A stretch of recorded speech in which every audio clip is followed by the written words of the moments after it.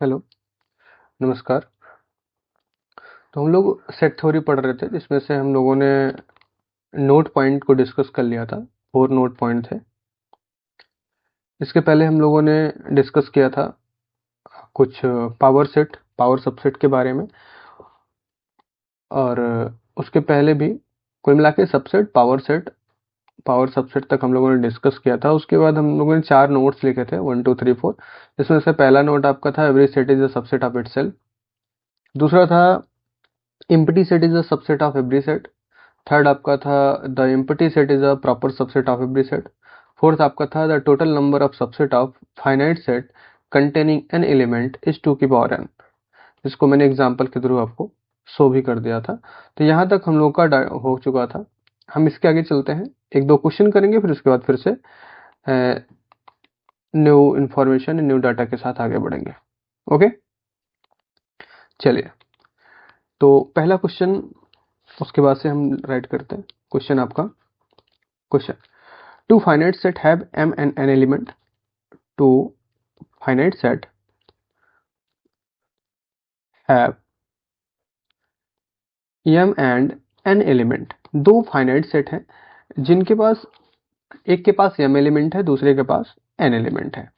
The total number of subset the total number of subset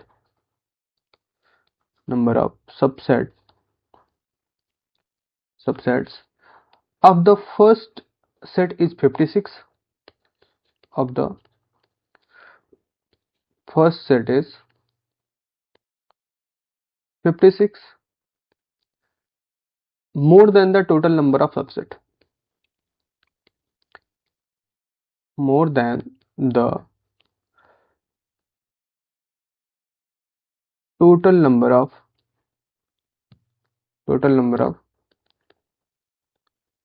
subsets of the second set.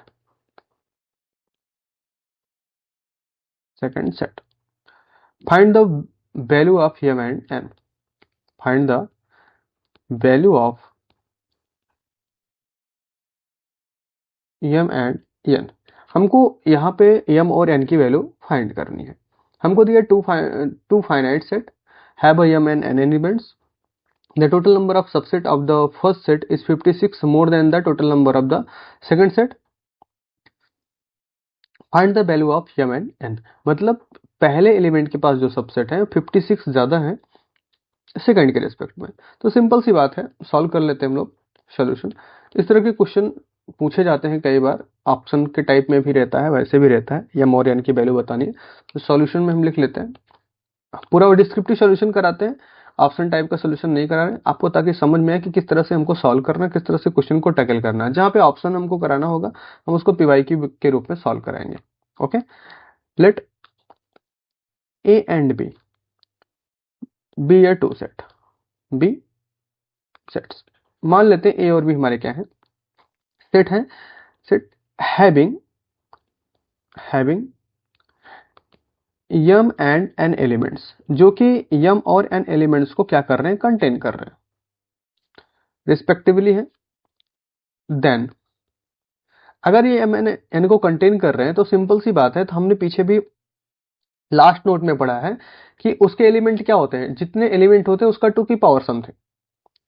An element थे तो 2 की power N, M element हुआ तो इसका मतलब क्या होगा, 2 की पावर एम।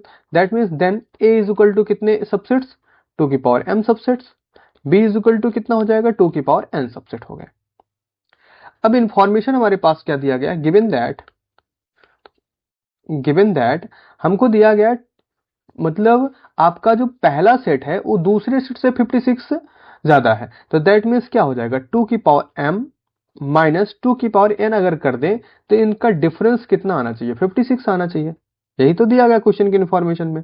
अगर मैं इसमें से 2 की पावर यम कॉमन ले लेता हूं, यम ना एन कॉमन ले लेते हैं, 2 की पावर एन कॉमन ले लेते हैं, हमको क्या मिलता है, 2 की power M minus N minus 1 is equal to कितना मिला। यहां पे इसको 56 को ब्रेक कर दें अगर हम, तो क्या लिख सकते हैं, 2 की पावर 3 इंटू 2 की पावर 3 माइनस 1। यहां से अगर हम कंपेयर करें यहाँ से अगर हम कंपेयर करें तो सिंपल सी बात है, n के प्लेस पे कौन बार बार आ रहा है, n इज इक्वल टू 3 मिल गया, n इज इक्वल टू हमको क्या मिल गया, 3 मिल गया। और m माइनस n की जगह पे भी क्या मिल रहा है, 3 मिल रहा है, तो m minus n is equal to क्या हो गया, 3 हो गया, सॉरी 3 हो गया।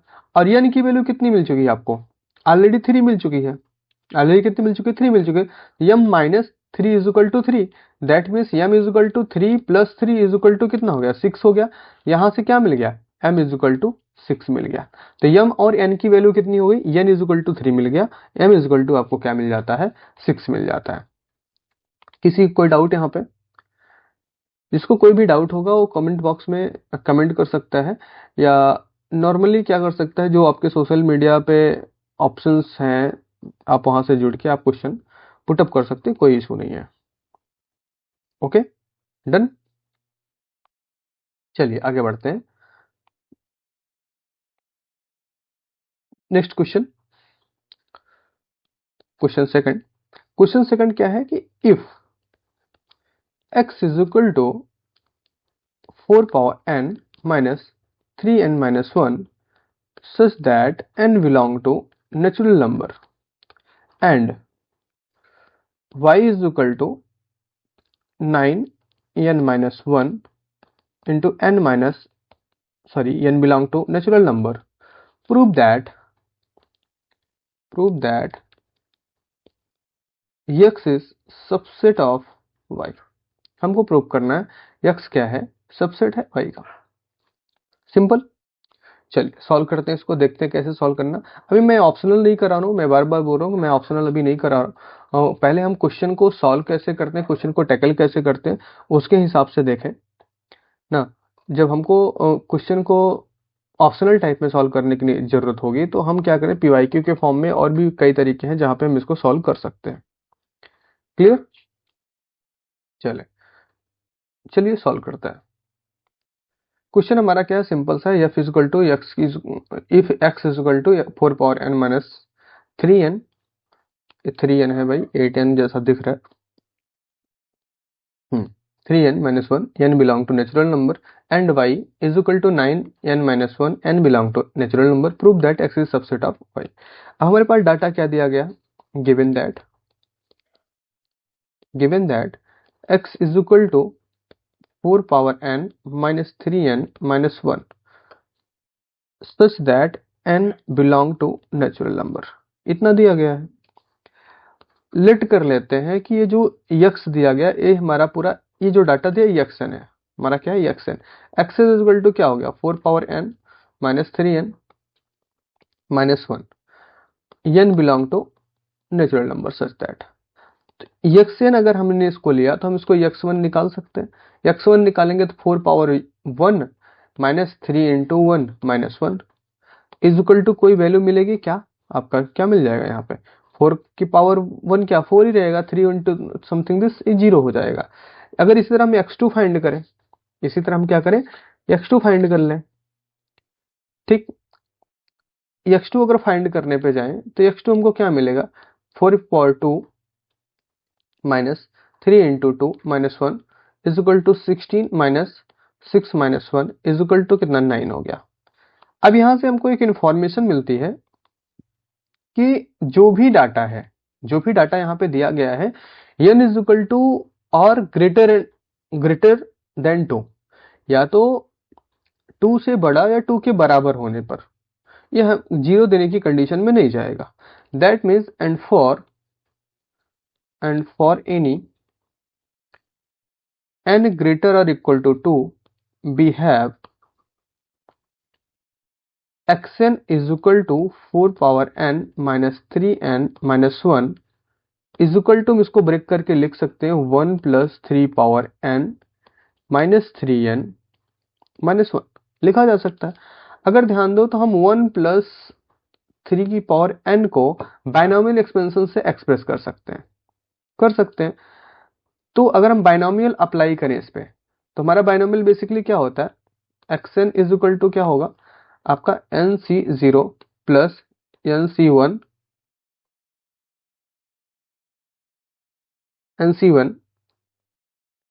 प्लस आपका क्या हो जाएगा, सॉरी यहाँ पे मैंने नंबर लिखना छोड़ दिया, nc1 3 प्लस nc2 3 की पावर 2 प्लस, कॉल आ रही है, nc3 3 की पावर 3 प्लस सो ऑन। इस तरह से लास्ट में ncn 3 की पावर n माइनस 3n-1, ये हमारा xn बन जाएगा। अब ये सी बात है, बाइनोमियल थ्योरम हम लिख दे रहे हैं यहाँ पे, अगर किसी को दिक्कत है। बाइनोमियल थ्योरम, बाइनोमियल थ्योरम से हम इसको इस तरह से लिख सकते हैं। अब बाइनोमियल थ्योरम से अगर इस तरह से लिख सकते हैं, बाइनोमियल थ्योरम से अगर हम इसको इस तरह से लिख सकते हैं, तो ध्यान से देखो कुछ चीजें, nc0 की वैल्यू कितनी हो जाएगी आपकी, 1 हो जाएगी। nc1 3 की वैल्यू कितनी हो जाएगी आपकी, यहाँ पे आपको क्या मिल जाएगा, 3n मिल जाएगा। ठीक है, इसके बाद आपका जो भी बचेगा nc2 3 की पावर 2, nc3 3 की power 3, something so on, ncn into 3 की power n minus 3n-1 is equal to something मिलेगा xn। ओके, अब ध्यान से देखो 1 और 3n आपस में क्या हो गए, खत्म हो गया। यहां से हमारे पास एक ऑप्शन और है, हम 3 की पावर 2 को कॉमन ले ले तो हमारे पास बचेगा क्या, nc2 प्लस nc3 3 की पावर 2, 3 की पावर 2 नहीं 1 बचेगा, प्लस nc4 3 की पावर 2 बचेगा, plus so on, plus ncn 3 की पावर n-2, यही तो बचेगा, ये दिस। अब ध्यान से देखो टोटल अगर हम ध्यान देखें 3 3 9 समथिंग, यहाँ पे जो भी आएगा, जो भी बचा हुआ है, पूरा का पूरा एक्सप्रेशन, पूरा का पूरा एक्सप्रेशन किसका मल्टीपल हो गया, 9 का मल्टीपल हो गया। पूरा एक्सप्रेशन किसका मल्टीपल हो गया, 9 का मल्टीपल होगा। सिंपल सी बात है, इसका मतलब xn जो भी आने वाला है, xn जो भी आने वाला है वो सब किसका मल्टीपल आने वाला है, 9 का मल्टीपल आने वाला, किसके लिए, for all n greater or equal to 2 के लिए। दिस इंप्लाई दैट, इसका सेंस सीधा हुआ कि xn is some positive integral multiple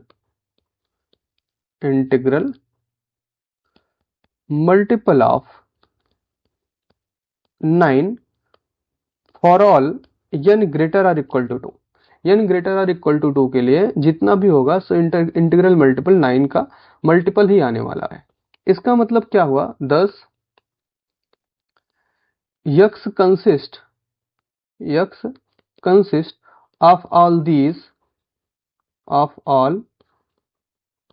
these positive integral multiple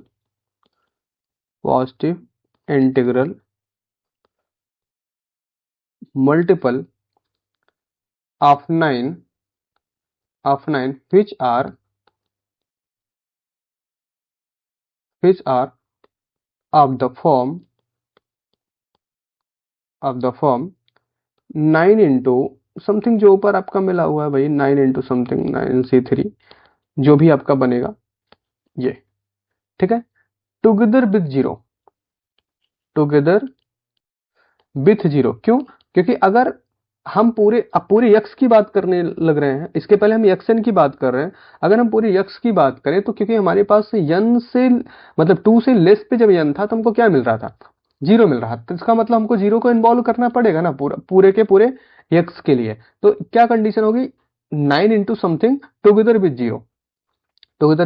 zero. इसका मतलब क्लियरली अगर इसी तरह हम y को देखें तो y की भी सेम कंडीशन हो जाएगी, क्यों, क्योंकि y is equal to already 9 के टर्म में लिखा ना 10, या clearly y is equal to 9 into n-1 such that n belong to natural number. यहाँ पे ऑलरेडी 9 के मल्टीपल में consist of all integral multiple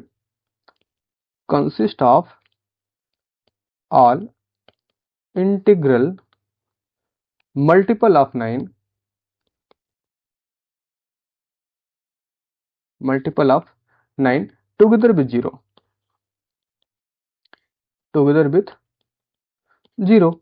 यहाँ पे टुगेदर विथ जीरो हो गया, दोनों क्या है, 9 के मल्टीपल है, तो सिंपल सी बात है, this implies that x is a subset of y। x is a subset of y। x क्या हो जाएगा, y का सबसेट हो जाएगा, ऑब्वियस सी बात है, कोई उसमें सोचने वाली बात है ही नहीं है, क्योंकि दोनों अगर 9 के मल्टीपल हैं तो x y का सबसेट हो सकता है, ऑब्वियस सा हो सकता है। 9 इंटू एन माइनस वन की बात हो रही है, वहां पे N C one N C three something की बात हो रही है, बात लगभग सिमिलर है, सब दोनों के दोनों 9 के मल्टीपल हैं, और जब दोनों 9 के मल्टीपल हो रहे हैं तो x सबसेट y ऑब्वियस सी बात हो सकता है, कोई दिक्कत नहीं है, कोई दिक्कत की बात है ही नहीं है यहाँ पे। डन, ये क्वेश्चन समझ में आया, सिंपल सा क्वेश्चन था, साधारण सा, बस थोड़ा सा। अब इसी को क्या बोलते हैं कि ऑप्शन में लगा के दे दिया जाता है कि आपका x इज इक्वल टू इतना है, y इज इक्वल टू इतना है, x is a proper subset of y, x is a subset of y, x does not belong to y, y is a superset of y, या y is a superset of x। Multiple type के आपके option बना दिए जाते हैं, अब वहां पे आपको सॉल्व करना है। तो अब ये चीजें मैं अभी स्टार्टिंग में इस तरह से पूरा फुल्ली सॉल्व करके इसलिए दिखा रहा हूँ ताकि आपके कॉन्सेप्ट क्लियर हो कि हम किस तरह से क्वेश्चन को टैकल कर सकते हैं, किस तरह क्वेश्चन को सॉल्व करेंगे। रीजन क्या है कि हम हर बार क्या करते हैं, ऑप्शन के पीछे भाग रहे हैं, ऑप्शन को रख रख के सेट कर रहे होते हैं। तो पहले जब हमको थ्योरी का इन्फॉर्मेशन अच्छे से होगा तो हम बहुत अच्छे से उसको सॉल्व कर पाएंगे। वो अलग बात है कि अभी इसको सॉल्व करने में हमको लग रहा है बहुत भारी भरकम, इतना बड़ा सोल्यूशन रखना है, सोल्यूशन हमको इतना रखना नहीं है, थोड़ा सा कॉन्सेप्ट जनरेट करना है, हाँ ऐसे ऐसे ऐसे हमको थिंक करना है, सोचने का तरीका जनरेट करना है हमको। अभी बाद में जब हम पीवाईक्यू करेंगे या समथिंग करेंगे तो वहां पे सोचने के तरीके से हट के थोड़ा सा आगे बढ़ जाएंगे। क्लियर है, बातें समझ में आ रही है? चलिए अब हम नेक्स्ट पॉइंट पे आते हैं, अपने दो एग्जांपल हम लोगों ने बहुत कर लिया, दो या तीन जो भी हो गया। अब इसके आगे हम बढ़ते हैं कुछ इन्फॉर्मेशन पे। ठीक, आगे हम बात करेंगे subset of set R of a real number. Real number के सबसेट कौन कौन से हो रहे होते हैं। ओके, सबसेट ऑफ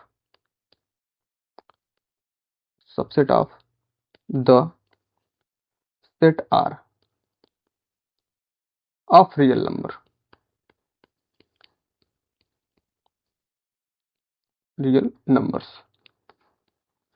अब यहाँ पे अगर हम बात करें तो हमको रियल नंबर के जितने भी पॉसिबल सबसेट्स हैं उनके बारे में डिस्कस करना है। तो बेसिकली सबको ऐसे पता है, मैं पहले भी डिस्कस कर चुका हूँ कि रियल नंबर के सबसेट कौन कौन से होते हैं।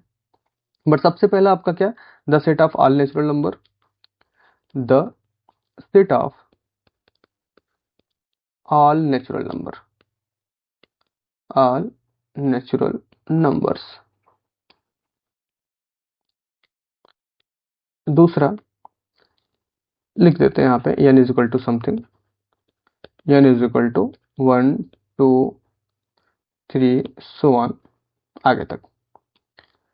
सेकंड आपका है set of all integers, the set of all integers, integers जो कि कहाँ से, सो ऑन -3 -2 -1 0 1 2 3 सो ऑन, इस तरह से रिप्रेजेंट करेंगे। ठीक है, इंटीजर को बेसिकली जेड से या आई से रिप्रेजेंट किया जाता है, आई और जेड इनसे रिप्रेजेंट किया जाता है। ठीक है, थर्ड पॉइंट आपका है the set of rational number, the set of rational number, rational number इसको क्यू से रिप्रेजेंट करते हैं, q is equal to x such that x is equal to m upon n, where m comma n belong to integer number z and n does not equal to 0, n does not equal to 0। ये तीसरा set हो गया। Next set की बात करें, fourth set की बात करें तो set of irrational number, the set of irrational number, irrational number. वैसे इरेशनल के बारे में हम ऑलरेडी आपको बता चुके हैं, पढ़ा चुके हैं कि इरेशनल होता क्या है। इसको टी से रिप्रेजेंट किया जाता है, टी इज इक्वल, अब ये जो रिप्रेजेंट होता है T is equal to X such that X is equal to, यम पानी एन बोल सकते हैं, यम यम और एन जेड में ही होगा और n does not equal to 0 ही होना चाहिए। बट बेसिकली अगर हम बात करें तो इसको ऐसे भी लिखा जाता है इस तरह से, एक्चुअल में x x is equal to x such that x belong to real number and x does not belong in q। X Q में बिलोंग नहीं करना चाहिए, यक्स सिर्फ किस में बिलोंग करना चाहिए, रियल नंबर में बिलोंग करना चाहिए। यहाँ पे जो भी डाटा दिया गया है ये अनकम्प्लीट बोल दिया है, क्योंकि दोनों डिक्टो हो जाते हैं तो यहाँ पे कोलैप्स हो जाता है। ठीक है, फिफ्थ की बात करें अगर हम, फिफ्थ छोड़ते हैं क्योंकि इसके बाद रियल नंबर खुद ही आ जाता है, तो हम इसको सबसेट के फॉर्म में अगर लिखें 10, या क्लियरली क्लियरली क्लियरली हम लिख सकते हैं n is subset of z, subset of q, subset of r, subset of r। Okay, and इसको सीधा लिख सकते हैं t is subset of r, and n does not subset of t, और n कभी भी t का सबसेट नहीं होता है, n कभी भी t का सबसेट नहीं होगा। क्यों नहीं होगा, आगे डिस्कस करेंगे इसके बारे में। इतनी चीजें समझ में आ गई कि नहीं आई? ये हम बात कर रहे थे सबसेट ऑफ सेट आर के लिए, कि जो रियल नंबर का सेट होता है इसके जो सबसेट्स होते हैं उनके बारे में क्या क्या डिस्कस करना है, कैसे कैसे रिप्रेजेंट किया जाता है। देखो बहुत ज़्यादा हम डीप को लेके नहीं जा रहे हैं इसको, क्योंकि जितनी इन्फॉर्मेशन हमको चाहिए उतने इन्फॉर्मेशन पे डिस्कस कर रहे हैं। बाकी तो पढ़ने पढ़ाने को इसमें बहुत सारी चीज़ें हैं, क्योंकि हम इसमें यहाँ पे नेट जेआरएफ लेवल नहीं पढ़ रहे हैं, हम यहाँ पे सीयूईटी पीजी, केबीएस पीजीटी के लिए, और डीएसएसबी पीजीटी, और आपका यूपी पीजीटी के पर्पज से यहाँ पे पढ़ रहे हैं, जहाँ पे आपके बैचलर लेवल तक का ही आएगा, उससे ज़्यादा नहीं आने वाला है। मैक्सिमम आपका अगर आएगा तो बीएससी लेवल तक आएगा, उससे ज़्यादा नहीं आने वाला है। तो बीएससी लेवल तक के ही बारे में बात कर रहे हैं, एनालिसिस की तरफ नहीं जा रहे हैं। अभी क्वेश्चंस भी बीएससी लेवल के जो आएंगे उसको हम करेंगे, बट इतनी ही थ्योरी हम डिस्कस कर रहे हैं। ओके, कोई दिक्कत? चलिए आगे बढ़ते हैं। नेक्स्ट आपका जो सेट डिस्कस करना है हमको, उसको बोलते हैं कंपेरेबल सेट। क्या बोलते हैं? Comparable set. Comparable set, comparable set होता क्या है इसके बारे में सबसे पहले जाने। कंपेरेबल सेट क्या होता है? कंपेरेबल सेट बोला गया कि बेसिकली इसके वर्ड से ही समझ में आ रहा है कंपेरेबल सेट है क्या। कंपेरेबल सेट मींस ऐसा सेट, ऐसे दो सेट हो, कम से कम दो सेट हो, जिसमें कंपेयर करने की बात हो तो मतलब कम से कम दो तो होने ही चाहिए। तो ऐसे दो सेट, उनको आपस में कंपेरेबल सेट बोलते हैं जब पहला सेट दूसरे का सबसेट हो और दूसरा सेट पहले का सबसेट। दूसरा सेट क्या हो? पहले का सबसेट। अब दोनों एक दूसरे के सबसेट हों और साथ में इक्वल हो, इस चीज की गारंटी हमेशा नहीं होती है। बहुत सारे लोग को दिमाग में आ, जैसे मैं बोलूं कि कोई सेट ए है ना, और कोई सेट बी है। बी क्या है? ए सबसेट है बी का और बी सबसेट है ए का। ठीक है, तो अगर ये कंडीशन होल्ड करती है तो दोनों सेट आपस में क्या कहलाएंगे? कंपेरेबल सेट कहलाते हैं। कौन सा सेट कहलाते हैं? कंपेरेबल सेट कहलाते हैं। तो लिख लेते हैं two sets A and B are set to be comparable, are set to be comparable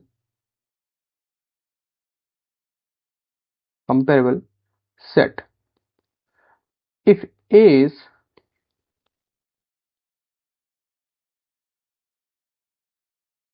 subset of B or B is a subset of A, then क्या? that is लिखते हैं, that is if A is subset of B और मैंने and लिख दिया क्या? और ही लिखा है, और B is subset of A, चाहे A सबसेट हो B का या फिर B सबसेट हो A का, ऐसी सिचुएशन में हम क्या बोलते हैं? इनको कंपेरेबल सेट बोला जाता है। एग्जाम्पल की अगर हम बात करें, जैसे मैंने ले लिया if A is equal to, हमने मान लो रिसीव कर लिया ए, और बी इज इक्वल टू ले लिया ए बी सी। अब ऐसी सिचुएशन में क्या होगा? ए इज सबसेट ऑफ बी हो गया, A is subset of B हो गया। This implies that A and B are comparable। इनको क्या बोलते हैं? कंपेरेबल सेट बोलते हैं। बहुत ज्यादा बड़ा लॉजिक नहीं है, इनको क्या बोलते हैं? कंपेरेबल सेट बोला जाता है। डन, बातें समझ में? कंपेरेबल सेट क्या होता है?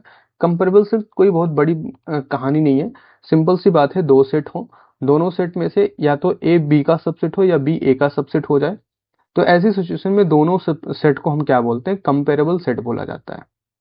नॉन कंपेरेबल की कंडीशन सेम यही है, ना तो ए बी में बिलोंग करे ना बी ए में, बी का कोई भी एलिमेंट ए में बिलोंग ना कर रहा हो और बी ए का कोई एलिमेंट बी में बिलोंग नहीं कर रहा, मतलब दोनों एक दूसरे के सबसेट बन ही नहीं रहे हो, तो ऐसी सिचुएशन में वो नॉन कंपेरेबल हो जाता है। बातें समझ में आ रही? कंपेरेबल सेट और नॉन कंपेरेबल सेट। तो नेक्स्ट डिस्कशन हम जिसके बारे में करने वाले हैं वो क्या है? Non comparable set. Non comparable set. Non comparable set क्या है? ध्यान से देखो। The set A and B, the set A and B, दो सेट हमारे पास A and B are set to be non comparable. Non comparable, ये दोनों नॉन कंपेरेबल बोले जाएंगे if A is not subset of B, A B का subset नहीं है, and B is not subset of A. Subset of A, B भी क्या है? ए का सबसेट नहीं है, तो इसका मतलब सिंपल सी बात है, इन्हीं दोनों को हम क्या बोलेंगे? नॉन कंपेरेबल सेट बोलेंगे। दैट इज, जैसे अभी मैंने पीछे लिखा है, that is if A does not subset of B and B does not subset of A B का सबसेट ना हो और बी ए का सबसेट ना हो, ऐसी कंडीशन में इनको क्या बोलेंगे? नॉन कंपेरेबल सेट बोलते हैं। क्लियर ना? एग्जाम्पल की बात करें तो एग्जाम्पल हम मान लेते हैं वही सेम एग्जाम्पल ले ले, नहीं तब कंपेरेबल हो जाएगा। If A is equal to हमने 1 ले लिया और बी इज इक्वल टू हमने ले लिया ए बी सी, तीन एलिमेंट ले लिया, then A and B are non comparable, are not comparable. ये दोनों आपस में कंपेरेबल नहीं है। कंपेरेबल क्यों नहीं है? क्योंकि ए के जो भी एलिमेंट है, ए का जो भी एलिमेंट है वो बी के पास कंटेन नहीं हो रहा है, और बी का जो भी एलिमेंट है ए के पास कंटेन नहीं हो रहा है। तो ऐसी सिचुएशन में जितने भी सेट्स होंगे आपस में क्या होंगे? नॉन कंपेरेबल सेट कहलाएंगे। कौन सेट कहलाएंगे? नॉन कंपेरेबल सेट कहलाएंगे। क्लियर ना? एक एग्जांपल से और बात करते हैं, जैसे मैं एक दो एग्जांपल ले लूं। पहला example, A is equal to हमने ले लिया A E I O U, B is equal to ले लिया X, X is X are all English alphabet, English alphabet, B आपका ये है। ठीक है। सेकंड हमने ले लिया A is equal to F L O W. ठीक है। बी इज इक्वल टू हमने क्या ले लिया?